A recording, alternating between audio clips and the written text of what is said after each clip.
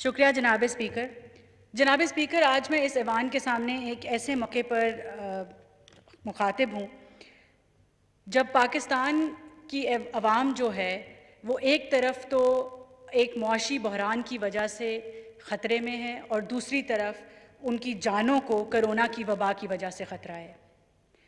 जनाब स्पीकर, इस मौके पर मैं सबसे पहले सलाम और खराज तहसीन पेश करूँगी अपने फ्रंट लाइन वर्कर्स को, जिनमें डॉक्टर्स, पैरामेडिक्स, नर्सेस, हमारी लॉ इन्फोर्समेंट एजेंसीज़ के अहलकार, हमारे तमाम रज़ाकार और तमाम समाजी कारकुनान शामिल हैं। और दुआ गो हूँ कि इस मर्ज़ में मुब्तला जितने भी पाकिस्तानी हैं, बल्कि जितने भी पूरे मुल्क के लोग हैं, अल्लाह ताला उनको सेहतयाब करें, और जो लोग इस मर्ज़ की वजह से अपनी जानें गंवा बैठे हैं, अल्लाह ताला उनको मग़फ़िरत अता करे। जनाब स्पीकर, ये एक ऐसी वबा है जो पाकिस्तान के बाहर से आई, और हम ये मानते हैं कि ये एक आलमी वबा है जिसने पूरी दुनिया को अपने घेरे में लिया। मगर जनाब स्पीकर, पाकिस्तान में कोरोना दुनिया में 2 महीने बाद आया।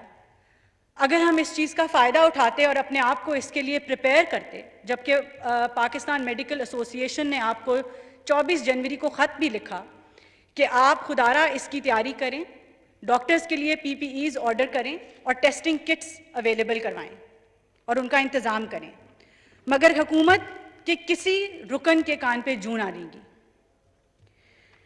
जनाब स्पीकर, उसके बाद जब कोरोना पाकिस्तान में आ गया तो तब भी हमने ना एयरपोर्ट बंद किए ना बॉर्डर कंट्रोल किए। 26 फरवरी को पहला केस आता है, 11 मार्च को मैं उम्रे से वापस आई, एयरपोर्ट पे कोई टेस्टिंग नहीं थी। सिंध में जब कराची के एयरपोर्ट पे टेस्टिंग शुरू हुई और हम आलमी अदारों ने जो है उसकी तारीफ़ की, तो उसका क्रेडिट सिंध का नाम लिए बग़ैर इमरान खान साहब ने लेने की कोशिश की। लेकिन बाकी 3 सूबे जहाँ पे उनकी अपनी हुकूमत थी, हमने देखा कि ईरान के बॉर्डर पे क्या हुआ, और हमने देखा कि बाकी तमाम एयरपोर्ट्स पे आने वाले लोगों का ना टेस्टिंग की गई, ना स्क्रीनिंग की गई, और जब ये तमाम लोग पाकिस्तान के तूलो अर्ज़ में फैल गए, ना हमने ट्रेस किया, ना हमारे पास उनकी कोई अता पता रहा, और आज ये आलम है कि पाकिस्तान में 92% लोकली कम्युनिकेटेड है ये डिज़ीज़। जनाब स्पीकर, अब ये तो रोज़ हमें सुनने को मिलता है कि आलमी वबा है, क्या जर्मनी में भी इमरान खान का कसूर है, क्या अमेरिका में भी इमरान खान का कसूर है, क्या बरतानिया में भी इमरान खान का कसूर है। जनाब स्पीकर, हमें गर्ज़ है तो पाकिस्तान से गर्ज़ है, और पाकिस्तान के साथ जिस लापरवाही से जो है इस हुकूमत ने काम लिया है उसका जवाब दे इमरान खान ज़रूर है। जनाब स्पीकर, हमें बताया जाए कि इस मुल्क के अंदर पर्सनल प्रोटेक्टिव इक्विपमेंट कब ऑर्डर की गई। 2017 में शहबाज शरीफ साहब ने पंजाब हुकूमत को कह के इन्फेक्शस डिजीज़ का रिव्यू करवाया, WHO की जो गाइडलाइन थी, और उसके तहत PPEs ऑर्डर की, और इस हुकूमत ने वही PPEs इनिशियली इस्तेमाल की। हमें बताया जाए कि अगर आज पाकिस्तान में PPEs प्रोड्यूस हो रही हैं और हम एक्सपोर्ट कर रहे हैं, तो हमारे डॉक्टर सड़कों पे एहतजाज क्यों कर रहे हैं? और जब हमारे डॉक्टर सड़कों पे एहतजाज करते हैं और तमाम दुनिया जब अपने डॉक्टर्स को खराज तहसीन पेश कर रही है, तो आप बलोचिस्तान में डॉक्टर्स पे लाठी चार्ज क्यों कर रहे हैं, उनको जेलों में क्यों डाल रहे हैं? जनाब स्पीकर, आज पंजाब के डॉक्टर्स अपनी तनख्वाहों के लिए रो रहे हैं, अपने कॉन्ट्रैक्ट्स के लिए रो रहे हैं। खुदारा उनकी बात सुने। हिकमत अमली बनाने के लिए जब डॉक्टर्स बाहर आते हैं तो आप उनको सियासी एजेंट का नाम दे देते हैं। आप अपनी अना और आपने अपनी खुद गर्जी की वजह से पाकिस्तान को यूनाइट नहीं आप कर पाए, ना सियासी कुव्वतों को, ना डॉक्टर्स को, ना किसी भी और सेगमेंट ऑफ द सोसाइटी जिनका आपका काम था कि आप उनको लेके चलते, आपने उनको साथ लेके नहीं चला। और आज ये आलम है कि पाकिस्तान में आज 3000 अमवात से ज़्यादा हो गई हैं, और अंदाजे के मुताबिक अल्लाह ताला इस मुल्क पर रहम करे, अगस्त तक रोज़ के 80,000 अमवात होंगी। जनाब स्पीकर, इनका जवाब कौन देगा? जनाब स्पीकर, फिर एयरपोर्ट्स का मसला हम चलें, हो गया, अब क्या करें? PPEs उम्मीद है कि हम बना रहे हैं और टाइमली और ऑर्डर करेंगे। फिर हमारा मसला शुरू हुआ लॉकडाउन का। कहा गया और गरीब को अपील करने के लिए सहारा लिया गया कि गरीब मर जाएगा। जनाब स्पीकर, लॉकडाउन करने का एक तरीका था, उसकी एक स्ट्रैटेजी चाहिए थी, एक हिकमत अमली चाहिए थी। जब इस मुल्क में थोड़े लोग थे, अगर तब 2 हफ्ते का लॉकडाउन करके उनको ट्रेस कर लिया जाता, उसके बाद उन इलाकों को आइडेंटिफाई कर लिया जाता, तो आज हम इस मुकाम पर ना होते। इसमें ना किसी जर्मनी की बात आती है, ना किसी अमेरिका की बात है, ना किसी और मुल्क की बात है, ये पाकिस्तान की बात है। और पाकिस्तान में जो लापरवाही बरती गई है उसकी बात है। उसके बाद जब आपने इमरान खान साहब ने खिताब करने शुरू किए अवाम को टीवी पे, तो पहले 3 उनके खिताब जो हैं वो तो लॉकडाउन और कर्फ्यू में एक कन्फ्यूजन का जो है वो शिकार रहे, और आज तक किसी को समझ नहीं आ सकी कि उन खिताबात का मकसद या मतलब क्या था। उसके बाद बहाना बनाया गया कि ये जो 18वीं तरमीम है इसकी वजह से मेरे हाथ बंधे हुए हैं। जनाब स्पीकर, 18वीं तरमीम को एक सियासी तौर पे भी एक निशाना बनाया जा रहा है पिछले कुछ अरसे से। इमरान खान साहब शायद जानते नहीं हैं कि 18वीं तरमीम के पीछे किस कदर सियासी तगदो है और 18वीं तरमीम का इस मुल्क को जोड़ने में कितना बड़ा हाथ है। हाल ही में कहा गया कि 18वीं तरमीम की वजह से वज़राए आला आमिर बन गए हैं। जनाब स्पीकर, क्या इसका ये हल है कि हम लोगों से उनकी जो सियासी ताकत है वो लोगों के करीब से छीन के वापस सेंटर में ले आएं? बिल्कुल नहीं। अगर आप जेन्युइनली इसका हल चाहते हैं तो आप सूबों में 3 सूबों में आपकी हुकूमत है, आप बिल्स लेके आएं, आप कानूनी तरामीम करें और लोकल गवर्नमेंट्स को बहाल करें और एम्पावर करें, और खुदारा 18वीं तरमीम का पीछा छोड़ दें। इसके पीछे खुद खून पसीने की जो है वो हमने मेहनत की हुई है, और उसके नतीजे में ये मुल्क जो है आज जो हमारे मैं छोटे सूबे नहीं कहूँगी, लेकिन जो ये बलूचिस्तान में आपको पता है आवाज़ें उठ रही थी, KPK में आवाज़ें उठ रही थी कि एक रिजेंटमेंट थी कि तमाम की तमाम जो सियासी पावर है वो सेंटर के अंदर है। तो इसलिए खुदारा अगर 18वीं तरमीम का कोई हल है तो वो ये है कि आप उसको पावर को मज़ीद डिवॉल्व करें, ना कि वापस सेंट्रलाइज करने की कोशिश करें। लॉकडाउन पे वापस आते हैं जनाब स्पीकर। तीसरे जो बहाना पकड़ा गया वज़ीर आज़म साहब की तरफ से वो ये था कि हम स्मार्ट लॉकडाउन करने जा रहे हैं। फिर स्मार्ट लॉकडाउन की एक कन्फ्यूजन स्टार्ट हो गई। फिर हमने सुना कि अशराफिया ने इस मुल्क में लॉकडाउन कर दिया है। अब अशराफिया कौन है? अगर वज़ीर आज़म साहब हमें वो एक्सप्लेन कर दें तो शायद हमारी समझ में इजाफा हो जाए। 5वां बहाना हमारे पास आया कि मेरी मर्जी का लॉकडाउन नहीं किया गया।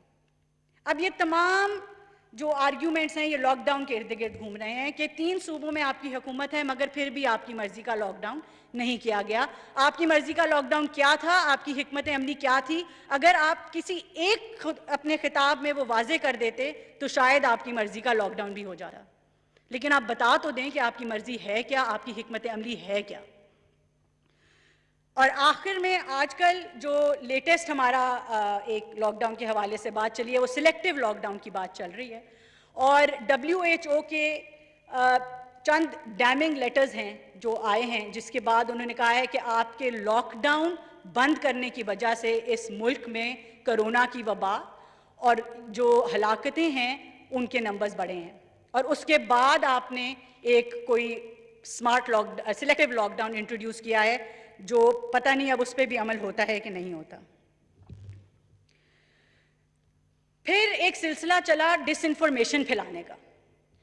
जितनी दफ़ा इमरान खान साहब टीवी पे आए उन्होंने गलत बयानी की, झूठ बोला, गलत इंफॉर्मेशन फैलाई और एक लोगों के अंदर एक गैर संजीदगी जो है वो पैदा की। पहले कहा गया कि ये फ्लू है, फिर कहा गया कि ये गर्मी में मर जाएगा, फिर कहा गया कि ये सिर्फ बूढ़ों को होगा, जवानों को नहीं होगा, और फिर कहा गया कि ये जानलेवा बीमारी नहीं है। जब WHO कह रहा था कि टेस्ट टेस्ट एंड टेस्ट, तो इमरान खान साहब अपना बयान चला रहे थे कि आप टेस्ट कराने ना जाएं। जब WHO और तमाम ममालिक कह रहे थे लॉकडाउन करें, तो इमरान खान साहब कह रहे थे मैं लॉकडाउन में यकीन नहीं रखता। और जब ये तमाम चीज़ें आपने कह दी और डिसइंफॉर्मेशन और कन्फ्यूजन फैला दी, और आपके गवर्नर सिंध कहते हैं कि कोरोना फैशन है, गवर्नर पंजाब कहते हैं गर्म पानी पिएं कोरोना मैदे में जाके मर जाएगा, आपके वुज़रा कहते हैं कोरोना में हलाकतें होती हैं तो कार एक्सीडेंट में भी होती हैं।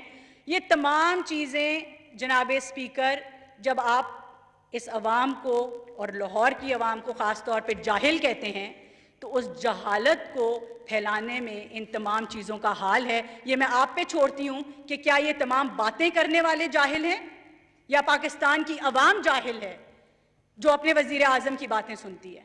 बहुत शुक्रिया जनाब स्पीकर, मेरे पास मेरी पार्टी की तरफ से टाइम है, आप पता कर लीजिए। जनाब स्पीकर, फिर आप मासूमियत से आके कहते हैं कि पता नहीं पाकिस्तान की आवाम इसको सीरियसली क्यों नहीं ले रही।